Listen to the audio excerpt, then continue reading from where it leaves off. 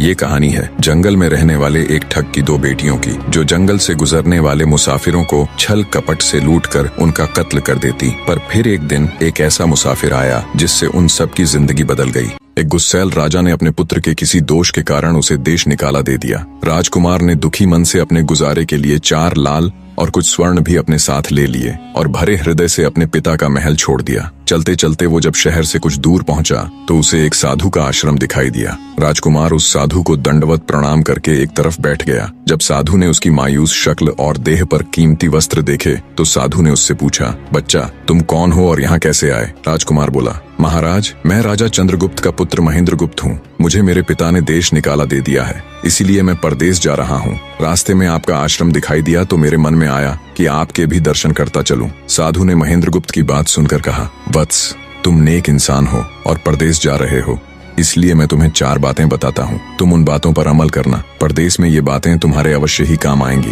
पहली यह कि परदेश में एक से भले 2 होते हैं। दूसरी यह कि परदेश में दूसरे के हाथ का बना खाना मत खाना। अगर खाना भी पड़े तो पहले किसी जानवर को खिला देना। तीसरी बात यह कि परदेश में किसी दूसरे की बिछाई हुई चारपाई पर मत सोना। अगर सोना भी हो तो पहले बिस्तर को अच्छी तरह झाड़ लेना। चौथी बात यह कि यदि कहीं शत्रुओं के फंदे में फंस जाओ तो जहाँ तक हो सके नरमी और ज्ञान की बातें सुनाकर अपना उद्देश्य प्राप्त करना। साधु ने कहा, मेरी ये 4 बातें हमेशा याद रखना। साधु की बातें सुन साधु को प्रणाम कर राजकुमार परदेश चल पड़ा। जब चलते चलते बहुत दिन बीत गए तो वह एक जंगल में पहुंचा। वहां उसने देखा कि एक चील एक कछुए के बच्चे को लेकर उड़ी जा रही है। संयोगवश बच्चा उस चील के पंजे से निकलकर गिर गया। महेंद्रगुप्त ने कछुए के तड़पते हुए बच्चे को देखा तो उसे बड़ी दया आई। उसने मन में सोचा कि इस बच्चे को पालना चाहिए। इस बच्चे को पालने से 2 बातें होंगी। पहली तो यह कि इस बच्चे के प्राण बच जाएंगे और दूसरी यह कि साधु द्वारा कही गई पहली बात भी पूरी हो जाएगी कि सफर में 1 से भले 2 होते हैं और इससे बातें करते हुए दिन भी आसानी से बीतेंगे। यह सब सोचकर महेंद्रगुप्त ने बच्चे को अपने साथ ले लिया। अब सफर में उसके साथ वह कछुए का बच्चा भी हो लिया। कुछ दिन के सफर के बाद राजकुमार को एक अच्छा सा स्थान दिखाई पड़ा।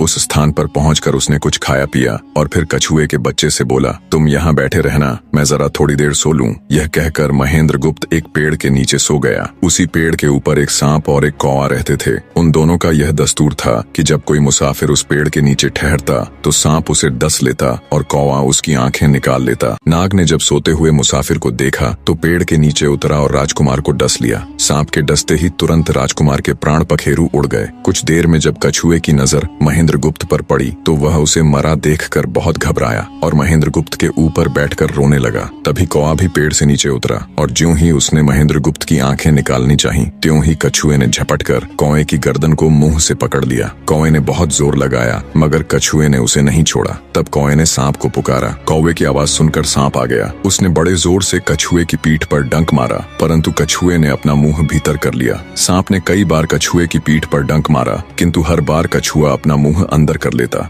जब सांप का कछुए पर बस नहीं चला तो उसने कछुए से प्रार्थना की कि तुम मेरे मित्र को छोड़ दो। यह सुनकर कछुआ बोला, नहीं, तूने मेरे मित्र को डसा है, अब मैं भी तेरे मित्र की जान लूंगा। तू मेरे मित्र को छोड़ दे तो मैं तेरे मित्र को जीवित कर दूंगा। यह कहकर सांप ने काटी हुई जगह पर मुंह रखकर महेंद्रगुप्त के शरीर से विष खींच लिया और बोला, अब तो मेरे मित्र को छोड़ दे। कछुए ने जब राजकुमार को देखा कि उसे थोड़ा होश आ रहा है और उसका जहर उतर रहा है तो उसने कौवे को छोड़ दिया। जब महेंद्रगुप्त को होश आया तब कछुए ने उसे सांप के डसने का सारा हाल सुनाया। कछुए की बात सुनकर तुरंत महेंद्रगुप्त के मन में साधु की बताई पहली बात खटकी। सोचा, साधु की एक बात तो काम आई कि 1 से भले 2 होते हैं। मन ही मन उसने साधु को धन्यवाद दिया और आगे बढ़ चला। चलते चलते कुछ दिनों के बाद जब वे समुद्र के किनारे जा पहुंचे तब कछुए के बच्चे ने कहा, मित्र मेरा देश आ गया है, यदि तुम कहो तो मैं अपने माता पिता से मिलाऊं। उनसे बिछड़े बहुत दिन हो गए हैं, वे बहुत दुखी होंगे। महेंद्रगुप्त ने उसे जाने की आज्ञा दे दी और स्वयं रात को वहीं समुद्र के किनारे उस जंगल में ठहर गया। जिस जंगल में राजकुमार ठहरा हुआ था उसी जंगल में वहां से कुछ दूर ही एक ठग का परिवार रहता था। ठग के 2 लड़कियां और 4 बेटे थे। उसकी बड़ी बेटी ज्योतिष विद्या जानती थी। जब भी कोई राहगीर, कोई यात्री उस जंगल से गुजरता और उसके पास कुछ कीमती होता तो ठग की बड़ी बेटी अपनी विद्या से जान लेती थी। आज फिर से उसे बहुत दिनों बाद बहुत से खजाने की महक आई। उसने अपने पिता से कहा, ऐसा प्रतीत होता है कि इस जंगल में एक पथिक आया हुआ है। उस पथिक के पास 4 लाल हैं। यदि तुम लोग उस पथिक को यहाँ ले आओ तो उससे लाल लेना मेरा काम है। यदि वे लाल हमको मिल जाएं तो हम जन्म भर के लिए निहाल हो जाएंगे, परंतु उस पथिक को मारना मत, उसे जीवित ही पकड़ लाओ। ठग अपने बेटों के साथ तुरंत उसकी तलाश में निकल पड़ा। वे थोड़ी ही दूर चले होंगे कि उन्होंने देखा एक आदमी एक पेड़ के नीचे सो रहा है। उसे देखकर उन्होंने सोचा कि यह वही पथिक हो सकता है जिसके पास लाल है। वे उसे पकड़कर ले गए और अपनी बड़ी बेटी के हवाले करके बोले, इससे लाल निकलवाना अब तेरा काम है। ठग की बड़ी बेटी ने पूरे आश्वासन के साथ कहा, तुम लोग चिंता मत करो, मैं इससे लाल निकलवा लूंगी।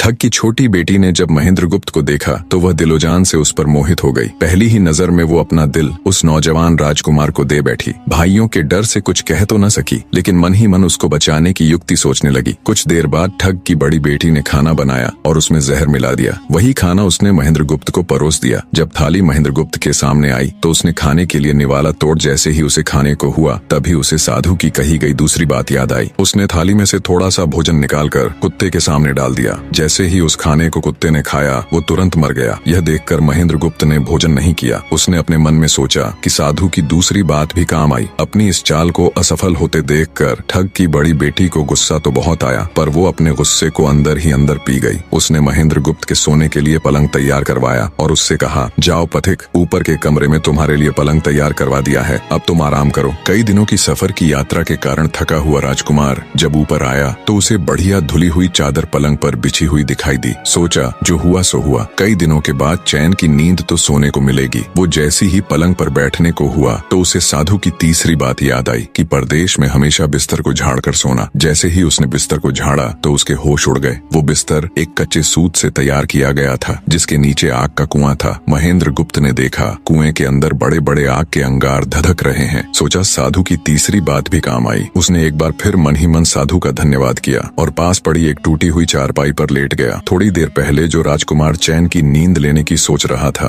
अब नींद उसकी आंखों से कोसों दूर थी। अब तो उसे अपनी जान के लाले पड़े थे। सोचने लगा आज की रात बचना बहुत कठिन है। तभी ठग की छोटी बेटी मौका पाकर आई और कहने लगी, हे प्रिय, मैं तुम पर दिलोजान से न्यौछावर हूँ, परंतु आज की रात मेरे वश में कुछ नहीं है। आज की रात मेरी बड़ी बहन की बारी है। जिस तरह भी हो सके बस आज की रात मेरी बहन से अपने प्राण बचा लो, कल मेरी बारी है। हे स्वामी, मैं तुम्हारी दासी हूँ, मैं तुम्हें साफ बचा लूंगी। इतना कहकर ठग की छोटी बेटी चली गई। जब सब लोग खाना खा चुके तो ठग की बड़ी बेटी ऊपर बने कमरे में चली। सोचा अब तक तो पथिक जलकर राख बन चुका होगा, पर जैसे ही वो कमरे के अंदर आई और देखा कि पथिक तो बिल्कुल सही सलामत टूटी हुई चारपाई पर लेटा हुआ है तो उसके क्रोध की कोई सीमा न रही। तुरंत उसने कटार निकाली और क्रोध से बोली, हे पथिक, या तो अपने चारों लाल मुझे अभी के अभी दे दे, वरना मैं तुझको मार डालूंगी। उसी समय महेंद्रगुप्त को साधु की चौथी बात याद आई कि कहीं शत्रुओं के फंदे में फंस जाओ तो जहाँ तक हो सके नरमी और ज्ञान की बातें सुनाकर अपना उद्देश्य प्राप्त करना। उसने सोचा कि आज रात बचना मुश्किल है, पर साधु की चौथी बात भी आजमानी चाहिए। महेंद्रगुप्त ने यह सब सोचकर लड़की से कहा, मेरे पास लाल नहीं है। यदि तू मुझको मारेगी तो वैसे ही पछताएगी जैसे बंजारा अपने कुत्ते को मारकर पछताया था। लड़की गुस्से में बोली, कौन बंजारा और कौन सा कुत्ता, क्या बक रहे हो तुम? तब राजकुमार बोला, तुम नहीं जानती तो सुनो लड़की, एक बंजारा था जिसने एक कुत्ता पाल रखा था। वो कुत्ता बहुत समझदार था जिसे बंजारा अपनी औलाद से भी ज्यादा प्यार करता था। एक समय ऐसा आया कि एक कातक नाम की भयंकर बीमारी के चलते बंजारे का सारा परिवार उस बीमारी की भेंट चढ़ गया और बंजारे की करोड़ों की संपत्ति भी बिक गई। दुखी बंजारा अपने कुत्ते को लेकर आगरा में एक साहूकार के पास जाता है और साहूकार को 10,000 के बदले अपना कुत्ता गिरवी रखने को बोलता है। उस समय 10,000 एक बहुत बड़ी रकम होती थी। पहले तो बनिए ने बंजारे को मना कर दिया, पर फिर कुछ सोचकर उसने बंजारे को 10,000 रुपए दे दिए। कुछ ही समय बीता था कि एक रात सेठ के घर डाकू घुस गए। बंजारे का कुत्ता सब हरकत देख रहा था। सोचा भौंकूंगा तो परिवार के सब लोग उठ जाएंगे और ये डाकू उनका भी कत्ल कर देंगे। वो चुपचाप बस उनको देखता रहा। जब डाकू सेठ के घर चोरी किए हुए धन को लेकर चल पड़े तो कुत्ता चुपचाप उनके पीछे पीछे हो लिया। सेठ के पास इतना धन था कि डाकू उसे निकाल तो लाए, पर अब उनसे वो लेकर चला भी नहीं जा रहा था। दिन भी निकलने के करीब हो चला था। डाकुओं ने सोच विचार कर उस धन को एक तालाब के अंदर छिपा दिया। सोचा बाद में आराम से निकाल ले जाएंगे। कुत्ता डाकुओं की सब करामात देख चुपचाप वापस घर चला गया। सुबह हुई तो सेठ के घर कोहराम मच गया। पता चला कि चोर सारा धन निकाल ले गए। सेठ का रो रो कर बुरा हाल था। आसपास के लोग उसे दिलासा दे रहे थे। सेठ ने रोते रोते कहा, मैंने सुना था बंजारे का कुत्ता बहुत समझदार है, पर ये नमक हराम तो एक बार भौंका तक नहीं। तभी बंजारे का कुत्ता उस सेठ की धोती पकड़कर खींचने लगा। कुत्ते की हरकत देख पास खड़े एक समझदार व्यक्ति ने सेठ से कहा, सेठ जी, ये कुत्ता कुछ कहना चाहता है, हमें इसकी सुननी चाहिए। और सभी लोग कुत्ते के पीछे पीछे हो लिए। सबको लेकर कुत्ता उसी तालाब के पास पहुंच गया जहां रात को डाकुओं ने सारा धन छिपाया था और तालाब में घुसकर अशर्फियों से भरी थैली अपने मुंह में दबाकर बाहर आया। तुरंत सेठ के नौकर उस तालाब में कूद गए और चोरी किया हुआ सारा धन बरामद कर लिया। सब देख सेठ आंखों में अश्रु लिए कुत्ते से कहता है, मुझे माफ कर देना, मैंने तुम्हें बहुत बुरा भला कहा। सेठ ने वही कागज मंगवाया और बंजारे के नाम चिट्ठी लिखी, भाई बंजारे, तेरे कुत्ते ने मेरे 10,000 पूरे कर दिए। मैं तेरे कुत्ते को तेरे पास भेज रहा हूँ। अगर तुझे और भी 10, 20, 50,000 की जरूरत हो तो मेरे पास आकर ले जाना। इतने समझदार कुत्ते को मेरे पास छोड़ने के लिए तहे दिल से तुम्हारा धन्यवाद। बनिया चिट्ठी कुत्ते के गले में टांग उसे नम आंखों से विदाई देता है। कुत्ता घूमता घूमता जब 4-5 दिन बाद बंजारे के पास पहुंचता है तो कुत्ते को आता देख बंजारे के तन बदन में आग लग जाती है। कहता है, मैं तुझे बनिए के पास गिरवी रख कर आया था और तू वहाँ से भाग आया। तूने मेरी बेइज्जती करवा दी। गुस्से में अंधा हुआ बंजारा तुरंत पिस्तौल निकाल कुत्ते को गोली मार देता है और सिर पकड़कर वहीं बैठ जाता है। कुछ देर बाद जब उसकी नजर कुत्ते के गले में टंगी हुई पर्ची पर पड़ी तब बंजारा वो पर्ची निकाल उसे पढ़ता है। पर्ची पढ़ते ही बंजारा फट पड़ता है। वो दहाड़े मार मार खून के आंसू रोता है। पर अब भला क्या हो सकता था। बंजारे की कहानी सुना महेंद्र गुप्त ठग की बेटी से कहता है, एक और कहानी सुनो लड़की।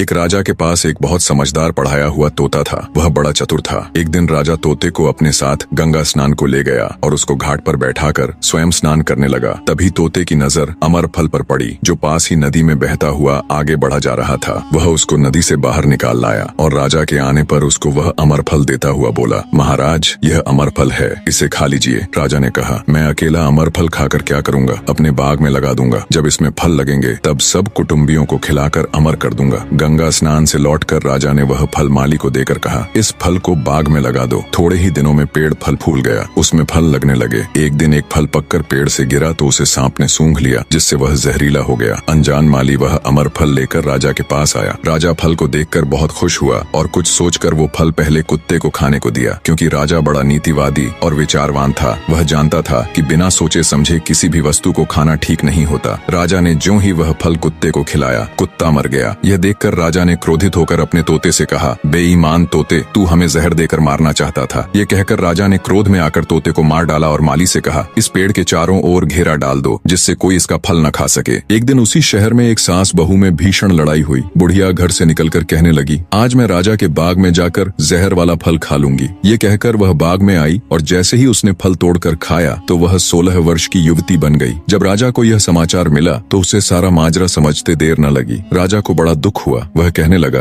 वास्तव में यह अमर फल ही है। मैंने व्यर्थ ही इतने समझदार तोते को मार डाला। इतनी दास्तान कहते कहते सवेरा हो गया। तब ठग की बेटी ने महेंद्र गुप्त से कहा, आज तो तूने मुझे बातों में लगाकर अपनी जान बचा ली, परंतु आज रात मेरी छोटी बहन की बारी है। वो तुझे हरगिज जीवित न छोड़ेगी। जब ठग की छोटी बेटी को पता चला कि महेंद्र गुप्त जिंदा और बिल्कुल सही सलामत है तो उसकी खुशी का ठिकाना न रहा। अपनी बहन को दिखाने के लिए ऊपरी मन से बोली, तुम निश्चित रहो बहन, मैं आज इससे लाल लिए बगैर छोड़ने वाली नहीं हूँ। दिन बीता और रात हुई। तब ठग की छोटी बेटी महेंद्र गुप्त के पास गई और बोली, भगवान का शुक्र है जो तुमने चालाकी से अपनी जान बचा ली। महेंद्र गुप्त बोला, तुम सब ऐसा क्यों करते हो? तब ठग की छोटी बेटी बोली, हमारी तो यही रीति है कि मेरे भाई और बाप मुसाफिरों को पकड़कर लाते हैं और हम बहनें अपनी चालाकी से उनसे माल हथिया कर उन्हें मार डालती हैं। फिर वह बोली, पर तुम चिंता मत करो, अब मेरी बारी है और मैं तो दिलो जान से तुम्हारी दासी हूँ। तुम्हें जैसा समझ पड़े वैसा ही करो। यह सुनकर महेंद्र गुप्त बोला, प्रिय, तुम भी मुझे देखते ही पसंद आ गई थी। दिल करता है कि हर पल तुम्हारे पास ही रहूं। तुम अपनी बड़ी बहन की तरह नहीं हो। तुम एक नेक दिल औरत हो। तुमसे मेरा कुछ भी छिपा हुआ नहीं है। उसकी बात सुनकर ठग की बेटी ने कहा, तुम कहते हो कि मुझसे कुछ भी छिपा नहीं है, तो फिर वे लाल कहाँ हैं? महेंद्र गुप्त ने कहा, वो चारों लाल मेरी जांघ में हैं। अगर तुम निकालना चाहो तो निकाल लो। राजकुमार की बात सुन ठग की छोटी बेटी बोली, प्यारे, वो लाल तुम्हें ही मुबारक हो। मैं तो तुम्हारी दासी हूँ, तुम्हारे दर्शनों की प्यासी हूँ। मुझे तुम्हारे सिवाय और कुछ नहीं चाहिए। ये सुन महेंद्र गुप्त बोला, जो कुछ तुमने कहा है वह तो सब ठीक है, लेकिन ये प्यार और प्रेम की बातें सब धरी रह जाएंगी जब हमारे शरीर में प्राण ही नहीं रहेंगे। क्योंकि जब तुम्हारे बाप और भाइयों को इसका पता लगेगा तो हम दोनों की खैर नहीं। तब ठग की बेटी बोली, तुम चिंता मत करो, मेरे पास इसका भी उपाय है। आज रात को सबके सोने के बाद हम यहाँ से भाग चलेंगे और कहीं बहुत दूर रहेंगे जहाँ कभी मेरे भाई और बाप पहुँच न सके। महेंद्र गुप्त बोला, पर ये सब होगा कैसे? बोली, यहाँ से निकलने का एक ही उपाय है। मेरे पिता के पास 2 ऊँटनियाँ हैं। उनमें से एक तो दिन भर में 60 कोस चलती है और दूसरी दिन भर में 100 कोस चलती है। तुम उनमें से बड़ी वाली को खोल लाना। तब तक मैं हम दोनों के लिए कुछ धन बांध कर रख लूंगी। जब आधी रात हुई तब महेंद्र गुप्त ऊँटनी को खोलने चला गया। महेंद्र गुप्त ऊँटनी ले तो आया, मगर जल्दबाजी के कारण वह बड़ी के स्थान पर छोटी को ले आया। ठग की बेटी बहुत सा माल लेकर ऊँटनी पर बैठ गई और दोनों चल दिए। ऊँटनी जब चलते चलते 60 कोस पहुंची तो जंगल में रुककर खड़ी हो गई। बीच जंगल में ऊँटनी को खड़ी देखकर महेंद्र गुप्त और ठग की बेटी के होश उड़ गए। ठग की बेटी बोली, अनर्थ हो गया, तुम रात के अंधेरे में बड़ी ऊँटनी की जगह छोटी को ले आए। मेरे पिता और भाई आते ही होंगे, वो हमें नहीं छोड़ेंगे। इधर जब सवेरा हुआ तो ठग ने देखा कि उसकी बेटी और मुसाफिर दोनों गायब हैं। उसने सोचा कि निसंदेह वह बदमाश मेरी बेटी को भगा ले गया है। तबेले में जाकर देखा तो पाया कि छोटी ऊँटनी गायब है और बड़ी वहीं है। सोचा ज्यादा दूर नहीं गए होंगे और ऊँटनी पर सवार होकर उसने उसे तेजी से दौड़ा दिया। थोड़ी ही देर में जंगल में उस स्थान पर जा पहुंचा जहां महेंद्र गुप्त और उसकी बेटी ठहरे थे। महेंद्र गुप्त ने जब उसको आते देखा तो बहुत घबराया और कहने लगा, देखो तुम्हारा पिता आ रहा है, अब उससे प्राण कैसे बचेंगे। लड़की ने कहा, घबराओ मत और जो मैं कहती हूँ उसे ध्यान से सुनो। जाओ, जाकर उस पेड़ पर चढ़ जाओ। जब मेरा बाप तुम्हें पकड़ने के लिए आएगा और पेड़ पर चढ़ेगा तो मैं चुपके से बड़े वाली ऊँटनी पर चढ़कर उसको तुम्हारी डाल के नीचे खड़ा कर दूंगी। तुम कूद कर उस पर बैठ जाना। इस प्रकार हम दोनों बचकर साफ निकल जाएंगे। यह सुनकर महेंद्र गुप्त तुरंत पेड़ पर चढ़ गया। तब तक ठग भी वहां आ पहुंचा। पिता को देख उसकी बेटी ने फंड करते हुए कहा, पिताजी ये दुष्ट मुझे धोखे से यहाँ भगा लाया, आप इसे छोड़ना नहीं। ये सुन गुस्से से तिलमिलाया ठग महेंद्र गुप्त को पेड़ पर चढ़ा देखकर ऊँटनी से उतरा और उसे पकड़ने के लिए पेड़ पर चढ़ने लगा। बाप के ऊँटनी से उतरते ही मौका देख ठग की बेटी ऊँटनी पर चढ़कर उसे महेंद्र गुप्त की डाल के नीचे पेड़ के पास ले आई। महेंद्र गुप्त तुरंत कूद कर उस पर बैठ गया। महेंद्र गुप्त के बैठते ही ठग की बेटी ने ऊँटनी को दौड़ा दिया। ठग हाथ देखता रह गया। ठग की बेटी और महेंद्र गुप्त कई दिनों का रास्ता तय कर एक शहर में पहुंचे और दोनों वहीं बस गए। वहां महेंद्र गुप्त ठग की बेटी के साथ आराम से दिन गुजारता रहा और जब उसके देश निकाले की अवधि पूरी हो गई तब वह उसको लेकर अपने राज्य चला गया और उसके साथ शादी कर हंसता खेलता जीवन व्यतीत किया। निष्कर्ष, महेंद्र गुप्त और ठग की बेटी की यह कथा हमें यह सिखाती है कि प्रेम और विश्वास का बंधन सबसे मजबूत होता है। जब बुद्धिमत्ता, धैर्य और निस्वार्थ प्रेम मिलते हैं तो असंभव को भी संभव बनाया जा सकता है। जीवन में चाहे कितनी भी कठिन परिस्थितियां क्यों न आए, सही निर्णय, संयम और परस्पर विश्वास हमें हर संकट से बाहर निकाल सकते हैं।